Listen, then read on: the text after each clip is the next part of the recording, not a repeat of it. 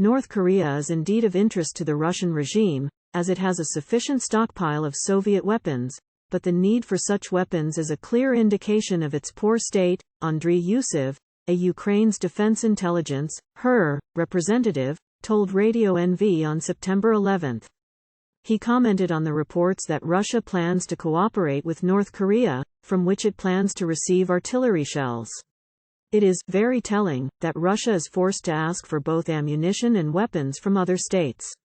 Read also, North Korea ready to sign arms deal with Russia, featuring, when it comes to North Korea, this is not an example of high-tech weapons, Yusov explained.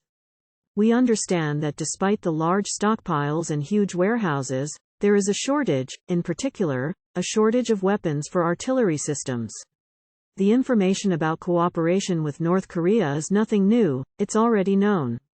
Russian Defense Minister Sergei, Shoigu's recent visit lasting several days was also dedicated to this. The lists of items Russia requested and applied for were much more extensive. Nevertheless, they did not receive confirmation or positive responses regarding all items. North Korea is indeed of interest to the Putin regime because it has quite large stocks of Soviet-era weapons and the ammunition for them, said Yusov. Read also, Ukrainian forces liberate part of village of Opythna near Avdiivka in Donbass. Defense Ministry Ukraine cannot rule out the supply of North Korean ammunition to Russia, he said. As for the extent, it will affect the ability of the aggressor to continue its defense, Yusov said. It is impossible to say that cooperation with North Korea alone will be revolutionary for the aggressor's army in the temporarily occupied Ukrainian territories.